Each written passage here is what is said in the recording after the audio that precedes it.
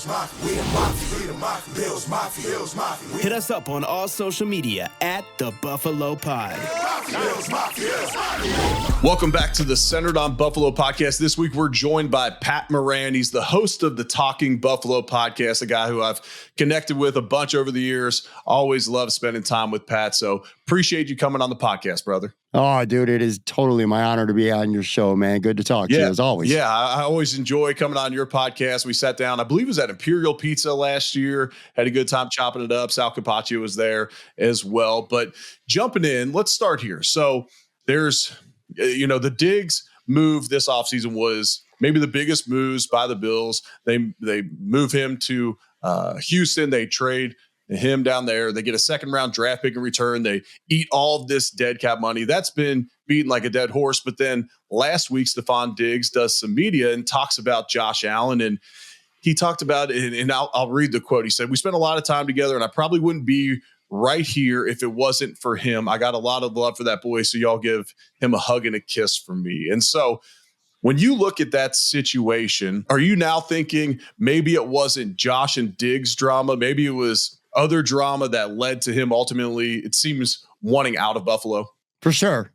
They're brothers. Like brothers fight. You would know this being in the league for so long. I'll tell you what, as a fan, a Bills fan, it was kind of healing to hear those words from Stefon, because the picture that has been painted now since he went to Houston has been one of him and this big discontent between him and Josh Allen. And I know there's a lot of people out there who thought that he might go to Houston and have a lot of negative things to say about Buffalo and the organization and the quarterback once he left town. But to hear something like that definitely makes me think that that relationship was stronger than a lot of people are giving it credit for. And you don't rise to those heights that both of them have risen to over the last handful of years without having a strong relationship. And I'm sure there were a lot of peaks and valleys. But to hear him publicly say in Houston what he said about Josh Allen, I think that kind of closes the door on some people out there who are just speculating again that Stefon just doesn't like Josh Allen and he doesn't want to give him the credit that Josh Allen deserves for, helping make Stefon Diggs what he became. Just like I'm sure Josh Allen has said publicly many, many times that he owes a lot to Stefon Diggs for him becoming the kind of quarterback that he's become. Yeah, but what's going to be interesting is how Josh necessarily takes that, because look, Josh isn't super active on social media and he would never say it publicly. And this is no insider information from my end of things. But when Stefon Diggs put out that tweet saying, well, we'll see if Josh Allen's better off without me, or if he can have the same success without me. I don't even think he was saying he couldn't be better. He was saying have the same success. Like, we'll see. Sure. Like, I think Josh Allen's keeping receipts there, and he's going to be playing with a massive chip on his shoulder this year with his cast of guys. And he's already kind of made a few comments like, yeah, these guys know that sometimes you just have to run a guy off to get somebody else open. And not that that's a direct shot, maybe at Diggs or Davis, who moved on as well. But it's a little bit of one, and it's a little bit of a shot back. So we'll see how all that plays out there. Speaking of keeping receipts, I saw on your Twitter that you said you were going to bookmark it, where Emmanuel Acho was saying that this season will be the worst season of the last 5 years for the Bills. I'm assuming when you said you're going to keep a receipt there that you think otherwise. Yeah, for sure. And look, is there a possibility, a realistic possibility that the Bills might take a step back this year? Sure, it's possible. Every year that's possible.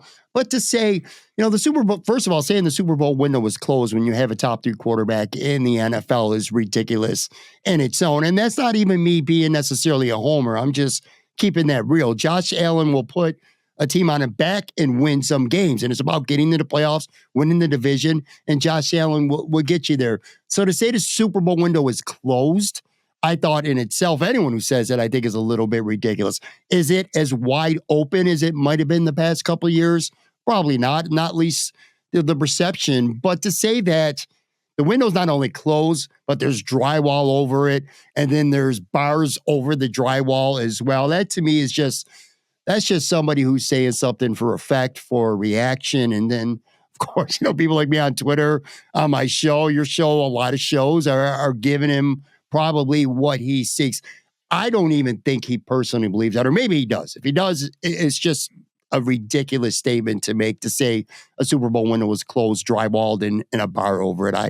I don't believe that for a second. And I don't think he does, or really anyone else does either. No, I'm with you. And we got to get used to this new reality. And it's not that new of a reality, but like when I was playing for the Bills, we didn't catch a lot of grief in the offseason because we weren't that popular, but the Bills are so popular now, and the fan base is so strong, especially on social media, that people know that they can catch some traction if they have a hot take about the Bills. Now, to say that they would have their worst season in the last 5, I mean, I guess, they've gone 10-6 in that time. So you're saying that the Bills wouldn't get 10 wins. I'll take the over on that they're at 10 or above this season. I understand they're playing 17 games now. In that 1 year where they had 10 wins, it was 10-6. And that was 2021 when they have the Chiefs on the ropes to then be hosting the conference championship game against the Bengals that next week. And, we all know how that played out. I've heard you say multiple times that you believe Josh Allen's top 3 in the league. Are you saying that Joe Burrow would be the one that you would maybe put ahead of him, or would it be Lamar Jackson, or who do you have in mind?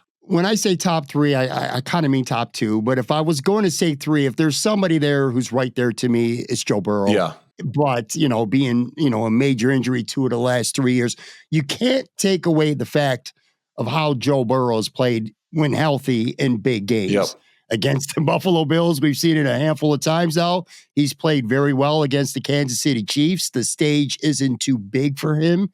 He's had big games and big moments, and I think that matters a lot. I think a lot of times with quarterbacks or just players in general, we put too much stock into what they do in the regular season and maybe not enough what they do in the playoffs. And that's what actually elevates me more when it comes to Josh Allen. I think Josh Allen, sans one game in 2022, has played well enough to win any playoff game that he has been in, where other quarterbacks haven't. Joe Burrow, I kind of put along those same lines. So whether it's 2 or 3, I'm just, like I said, I'm being a little conservative when I say Josh Allen's the top 3. To me, be my second quarterback, but definitely no lower than 3. And Joe Burrow would be right there as well. Yeah, heading into last offseason, I would always say like Josh Allen and Mahomes are 1A, 1B. After Mahomes got it done again, I mean, you have to give him his flowers in that situation. He's number 1 right now. I still put Josh Allen 2. And I would put Burrow 3 for the reasons that you mentioned. And I know a lot of people would say, well, Lamar Jackson's got multiple MVPs, but to your point about the playoffs, he has just not got it done. And look, it hurts my heart to say that. He's a Louisville Cardinal guy. I have his signed jersey sitting outside of this studio that I'm recording this in my house right now. And so I got nothing but love for Lamar Jackson. Love him to death. But he hasn't got it done in the playoffs on a consistent basis. And so to me, I'm with you. I can't put him in that kind of top 3 conversation right now. And it'll be interesting to see how Joe Burrow bounces back this year, what he maybe does if T. Higgins or Chase isn't there in the next year or so. It's going to be interesting to see how that plays out. But I'll tell you what, the Bengals are as scary of a team to me in threatening Buffalo's, run at a Super Bowl as anybody. They've just played so terrible against them. And it's really, we can't stop their offense. And we've seen, Sean McDermott, someone get his number once and then they'll bounce back. And these are defenses. Now, the one in Cincinnati on Monday Night Football where they drove down the field twice and then situation happened with DeMar Hamlin, they had a pretty banged up defense that night. But man, they came to us in the playoffs that following year and we could not stop them. And so they're scary to me. Let's take a break to hear from one of our sponsors. That's Dan-O's Seasoning. It's never been easier to yum get you some. Right now, they have a buy one, get one offer. If you go to Walmart and buy 2 bottles of Dan-O's Seasoning, use the link that's in the show notes to submit your receipt, and they will personally Venmo you back for that second bottle. Go out and get you some today. Yeah, and there are a lot of injuries for the Bills in that playoff game, like Daquan Jones being out hurt. There are multiple injuries, but let's not also forget Cincinnati was without 3 of their 5 starting offensive linemen in that game as well, and still pretty much did what they want. Yeah, it just feels like right now, at least anyway, I mean, things could change, and hopefully they do from a Bills perspective, but sometimes teams just don't match up well against other teams. Although the Bills have continued to this point to not get it done in the playoffs against Kansas City, every time the Buffalo Bills take the field against the Kansas City Chiefs, as great as they are, and I'll make sure I give them the flowers, I'm confident that the Bills are going to win that game because I've seen it. They've beaten them in the regular season 3 times, and they should have beaten them in the playoffs the last 2 times. But when the Bills, right now, when they face off against Cincinnati Bengals, I just don't have that confidence. Like last year on Monday Night Football, I didn't have that confidence, and it showed. It's just a bad matchup for Buffalo, at least right now anyway. I know. And it'll be interesting. And I know that Sean McDermott and his staff are spending a lot of time, analyzing that. And I know how Sean's brain works. And, he's not gonna rest on the fact and just say, okay, we don't match up well against them. Right. They're doing, him and Bobby Babbitt are doing everything they possibly can to say, okay, how do we get over the hump in this instance? Let me transition to this. You've been critical of Sean McDermott over the years, especially not getting over the hump the last few years. Do you like what he's done in promoting Bobby Babbitt, Joe Brady, to where, okay, you could call him conservative, and he's gotten more aggressive with some of the way that he's handled situation in games, but to kind of surround himself with the younger, newer age defensive coordinator, offensive coordinators? I like them. I like both moves. I like both coordinators a lot. I look at them and I see 2 guys who might be somewhere else in a couple of years as a head coach of another team. And when it comes to Sean McDermott, look, I've kind of changed my mindset with the Bills, and I spend more time now trying to evaluate what they do in the playoffs. I don't want to crap on Sean McDermott. He has done an outstanding job. It is hard. Listen, you would know this as well as anybody. It's hard to win in a league year after year after year after year, and that's what the Buffalo Bills are doing. You don't want to take that for granted, and especially fans in Buffalo of all fan bases should not take something like that for granted, winning and being in the playoffs year after year. The culture of the team, the toughness of the team, year after year, they are in the mix, and that's pretty much all you could ask for. It just seems over the last couple of years, not it seems, it is what it is. Some of the worst moments for the Bills have come in critical times in playoff games that have come to hurt them. So he's got a hump to still get over, but I'm not anti Sean McDermott. Like he's really, maybe a couple of years ago I was, after 2021, I definitely was. But to see him get this team back and all the, the adversity in 2022 that they went through to win another division last year, I do have a lot of respect for Sean McDermott. Yeah, what encourages me too is, he comes to the Bills in 2017. He's a first-time head coach. He's got to build out a staff that he's constantly evolved his staff to get younger, get newer aged. He's become more and more aggressive in critical situations where he's going for more and more of these 4th down situations to try and keep the offense on the field and all that. But what encourages me is, people said a lot of similar things about Andy Reid not that long ago when he was in Philadelphia. Well, they get rid of him, and look at the success that he's had in Kansas City. It takes time as a head coach. Look at Kyle Shanahan. I mean, they light the regular season on fire each year. His offense has been absolutely incredible. He's down there in Atlanta for their Super Bowl collapse.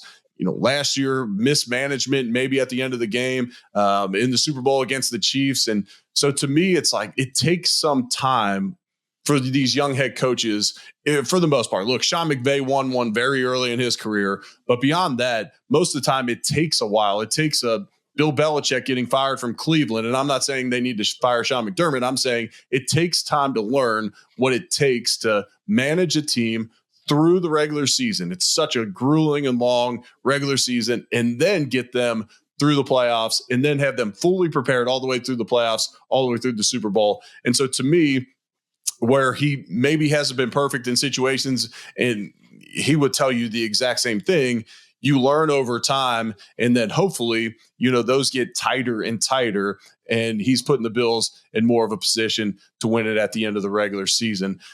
I heard you talk recently on your podcast about, these odds to win the division are getting very tight, with the Jets and the Dolphins and the Bills essentially all about the same odds to take the division. Now, the Bills have completely owned the division as of late. Now, everyone's been chasing the Bills. The teams have made a lot of moves.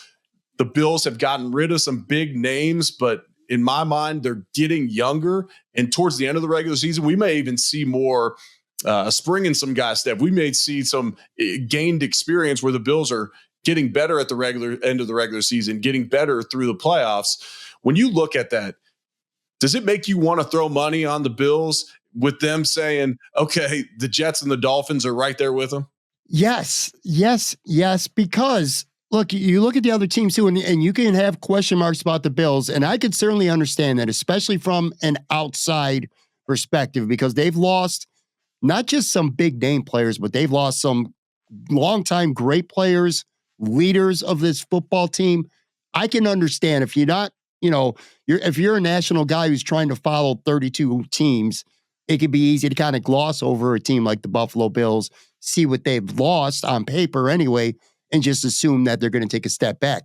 I look at the other teams now with Miami and the New York Jets, and I see two teams that have as many big or bigger questions than the Buffalo Bills. You take a look at Miami. They got both their pass rushers are coming off major injuries.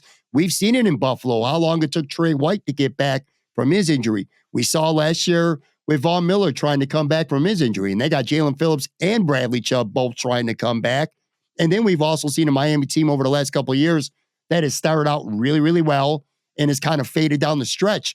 And when you look at Miami's schedule at the end of the season, like if the Bills and Miami are close at the end of the year, Miami's got a brutal schedule down the stretch. I know they played the Jets. I don't know off the top of my head, but I know they played the Jets twice. I know they're at Cleveland. I know they're playing Frisco. I know they're at Green Bay. So Miami's got a really tough schedule down the stretch. And then with the New York Jets, you got a 40-year-old quarterback coming off an Achilles injury. And I know it's only June and we're seeing video clips of how he's looking, his footwork and stuff like that. And it's just OTAs, mini camp season. I get it. A lot could change in a few months. But I'd be a little bit worried if I'm a Jets fan. And they got two really good, but very old offensive tackles, bookends now, protecting him. So I think both teams have questions. Look, real quick, Eric, when it comes to the Bills, I feel like, at the time when it was happening, when you lose in a matter of days, you lose Jordan Poyer and you lose Mitch Morris, such a great center, and you lose Trey White, and it's probable that Micah Hyde's not going to be back. Then you trade Stefon Diggs. It hurts at the time as a fan, and it's easy to just assume that the team's going to take a step back. But honestly, time kind of heals all wounds. And when you let the emotions of some of those moves wear off and you see what they're doing and why they're doing it, I look at a team right now that I see a bunch of young players that are actually still ascending. If you and I would have had a conversation 12 months ago saying Terrell Bernard would become one of the better young middle linebackers in the NFL, and that Christian Benford, he wasn't even a thought about maybe winning a job or a starting job at training camp. It was going to be Trey White back, and it was going to be Kyrie Elam versus Dane Jackson, high floor, kind of low ceiling, that battle at camp. And look what happened. Christian Benford emerges, and look where he's at now a year later. I truly, and again, not even being a homer, I'm being dead serious, realistic here. I believe in this football team. This is a good, young, mostly still ascending roster. Yeah, I agree with you. Talk about ascending. Who comes to mind when you think, okay, this guy is a young guy that can break through this year? And I'm not talking necessarily first or second year, but when you look at a guy that could, be the Terrell Bernard of this year, or even a guy like Ed Oliver last year who takes his game to a new level, is there someone that sticks out in your mind? Well, he's not a rookie and he's not even necessarily that young, but he's the new center of the Bills, Connor McGovern. Yep. I actually think with the opportunity for him to play center, and I saw him on your show, I've heard quotes from him. This is a position he's played before. He's a big guy. I think that once they get in the camp and he's playing, I think he could be a really good fit. I think a lot of people, with all due respect to Mitch Morse, again, I love Mitch Morse. He was outstanding for the Buffalo Bills. I want to be real clear about that. But I actually think that Connor McGovern in this scheme and with them running the football more, I think he may actually be an upgrade at center. So he's probably the first guy that comes to mind.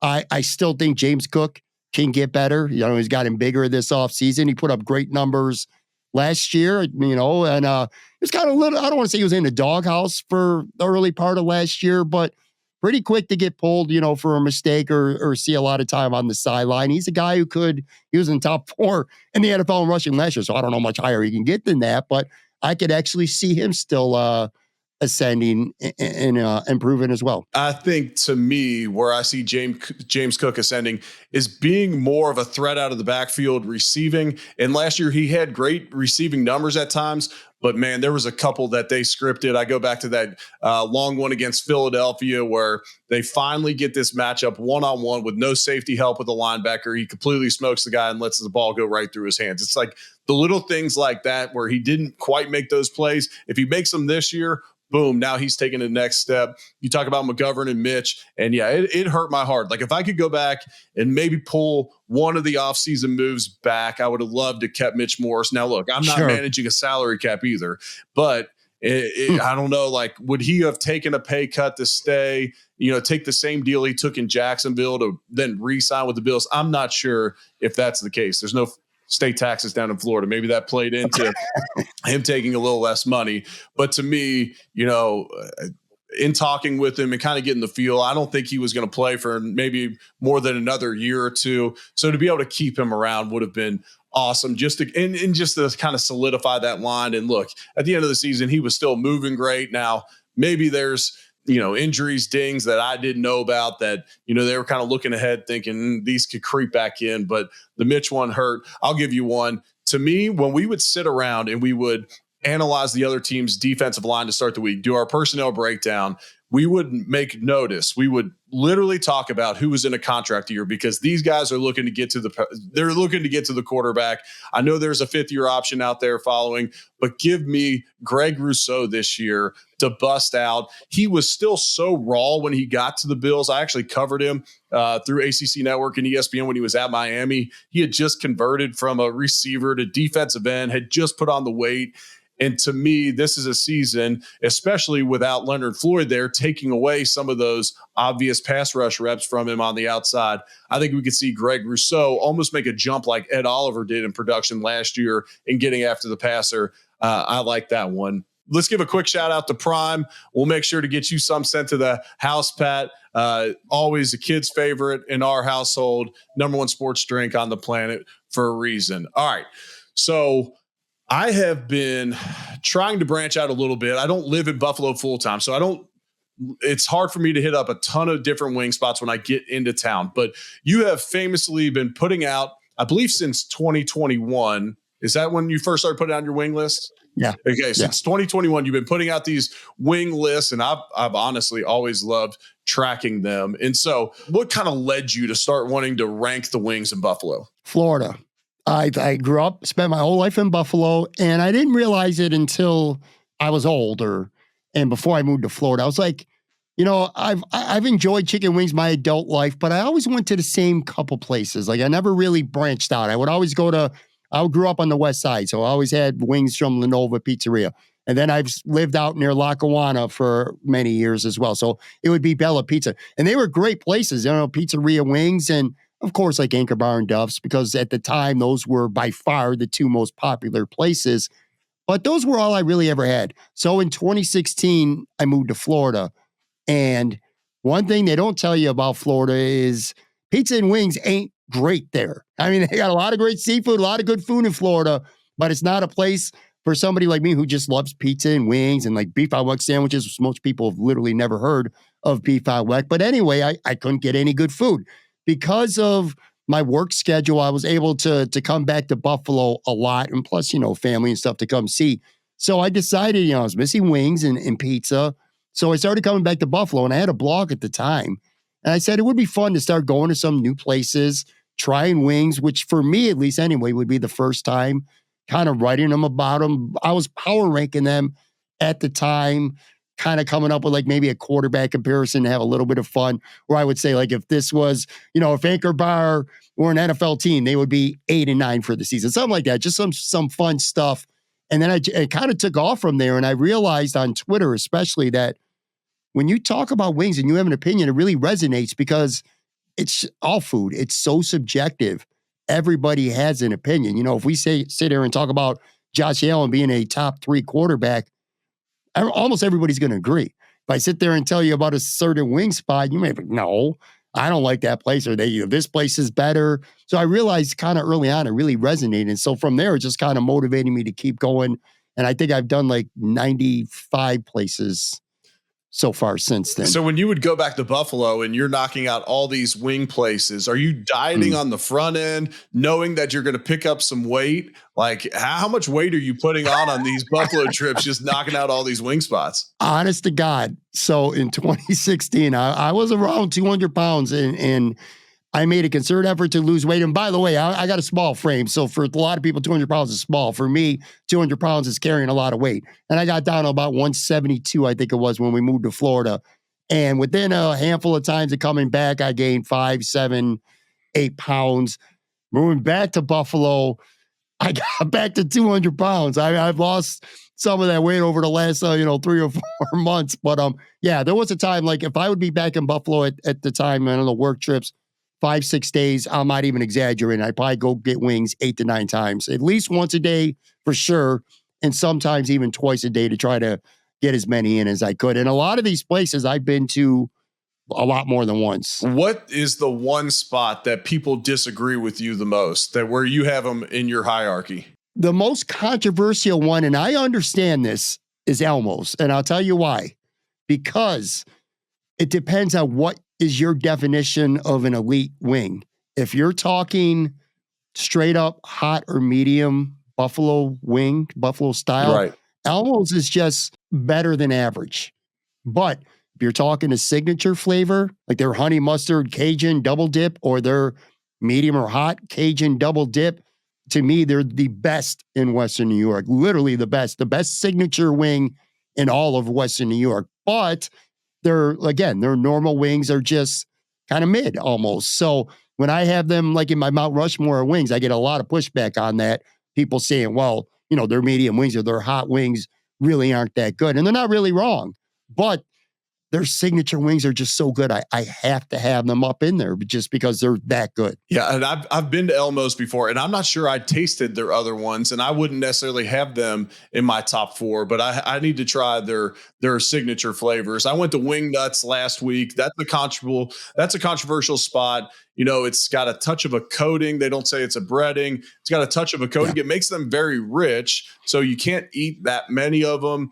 But their flavors are incredible. And I'll tell you what, going down, they were excellent. I also, just as an overall restaurant, their pizza, the crust on their pizza is just a little bit different. The owner was saying it took them 6 months to formulate this crust. However, they broke it down and all the trials, but the pizza was absolutely incredible. So I understand that place catches that could be a controversial spot. It is by far, it is the most polarizing place of any wing spot in Buffalo. And I also think that people don't like that Barstool just came and blew them up, as opposed to kind of just being homegrown and the talk of the town. I'm going to push back on that, though. I'm going to give Wing Nuts some credit here. And so we're clear, too. When it comes to Wing Nuts, their sauce is as good as it gets. Mm-hmm. I love their sauce.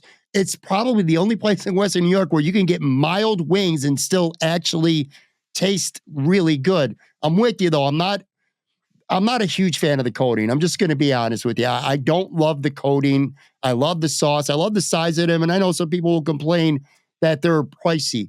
I would push back on that and I would say, well, you know what?